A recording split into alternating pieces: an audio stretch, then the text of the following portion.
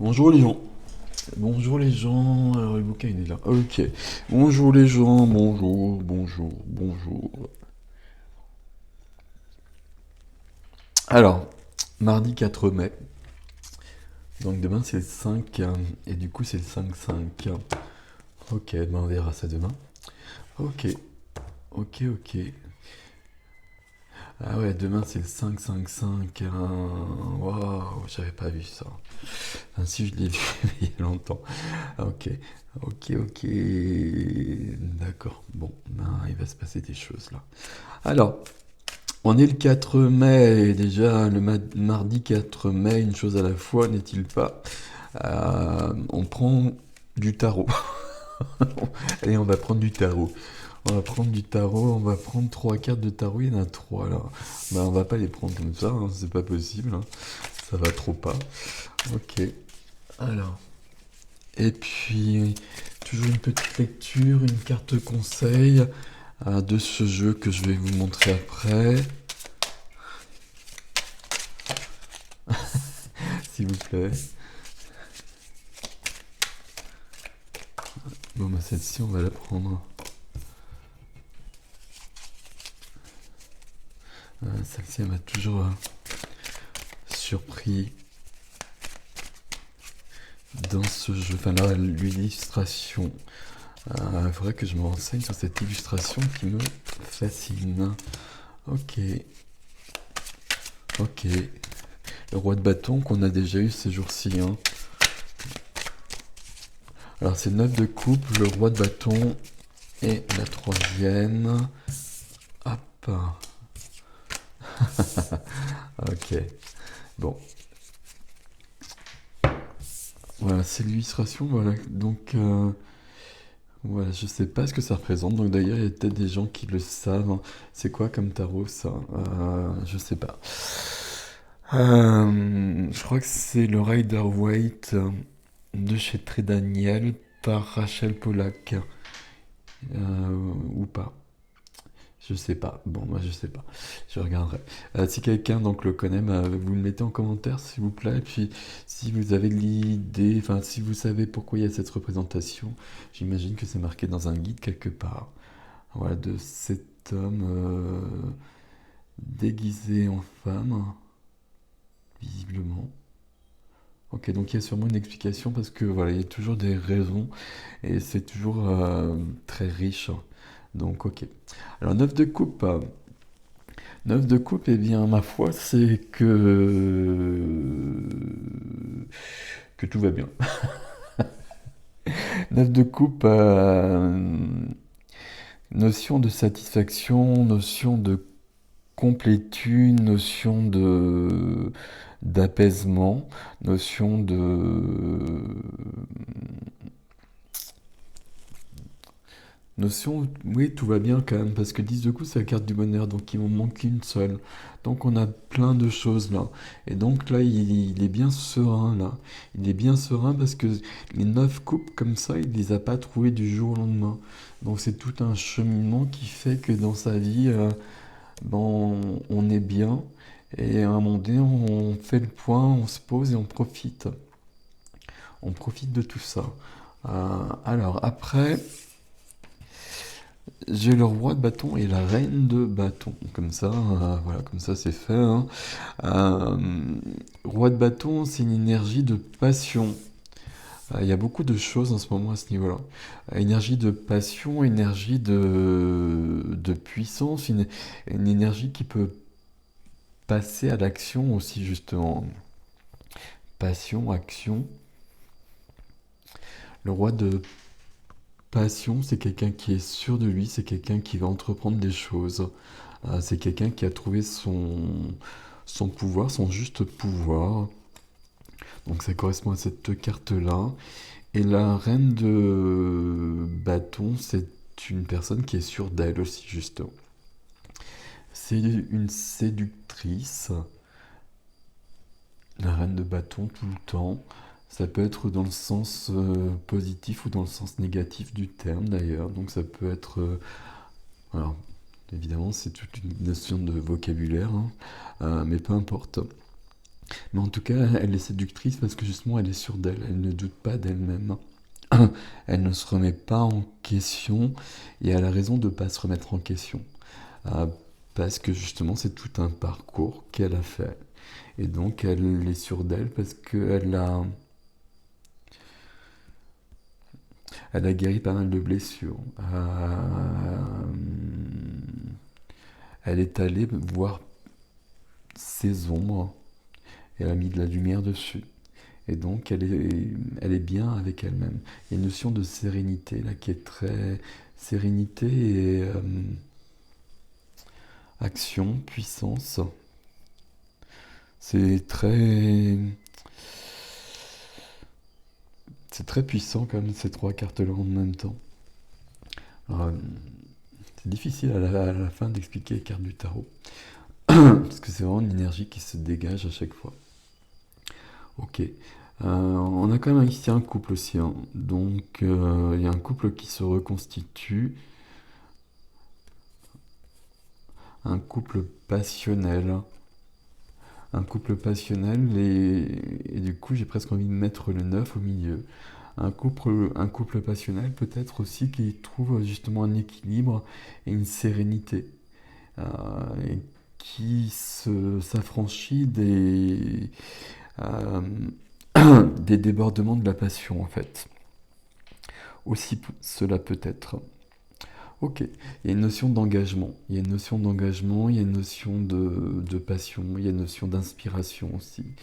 Euh, il y a une notion de vie, de sérénité. Ok, bon, on va prendre ça comme cela. Sérénité et passion en même temps. Ok. Alana Fairchild, le Lightworker Oracle, euh, l'oracle des travailleurs de lumière, je crois, en français. Il existe en français celui-ci. Ok. Alors, on va prendre une carte conseil ici pour ce mardi. Hop. Alors, je cherche mon petit tréteau. Voilà. Et donc, la 39, qui me fait 12, qui me fait du 3, le chiffre du cœur et de l'artiste, et qui parle de talent divin. Talent divin, tout ce qui est de l'ordre de l'artistique, du créatif. euh, Artistique, c'est toujours un terme qui fait peur, c'est pour ça que je mets d'autres termes derrière. Mais tout ce qui est de l'ordre de la création, tout ce que l'on fait avec ses mains, avec son imagination aussi, tout ça c'est de l'inspiration. Et tout ça c'est du divin justement, comme cela est indiqué sur la carte. Tout ça c'est du divin et tout ça c'est de la médiumnité.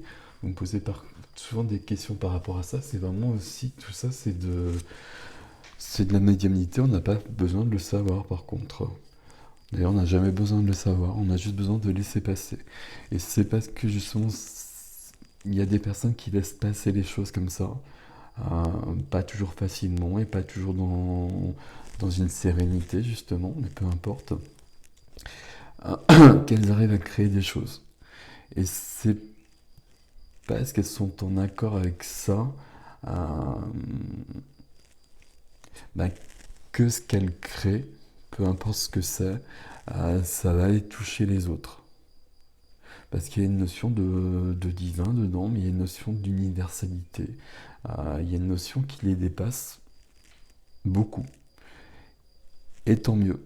Ils n'ont pas besoin de le savoir, on n'a pas besoin de les savoir quand on entend une chanson, quand on lit un bouquin, quand on voit un tableau. On n'a pas besoin de savoir ça. Ou même des choses plus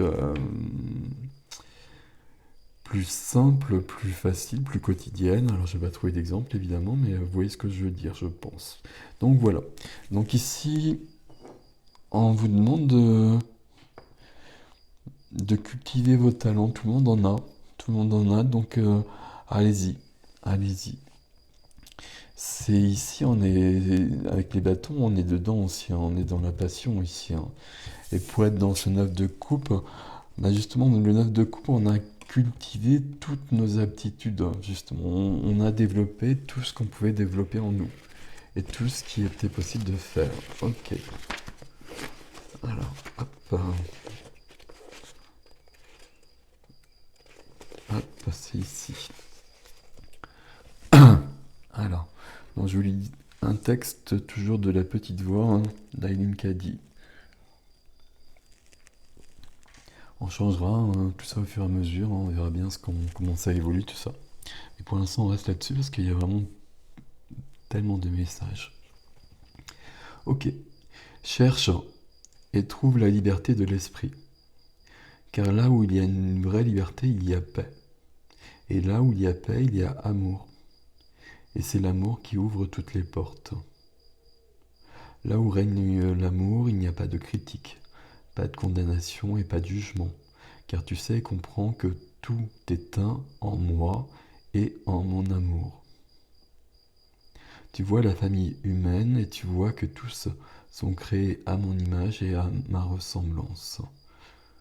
Tu vas au-delà de la surface, jusqu'au cœur des choses, là où il n'y a pas de séparation et où tout se fond en une unité complète. Tu vois le meilleur en tous et en tout. Quand, en toi, tu es dans une paix parfaite, tu ne passes plus ton temps à essayer de changer les autres. Tu apprends simplement à être.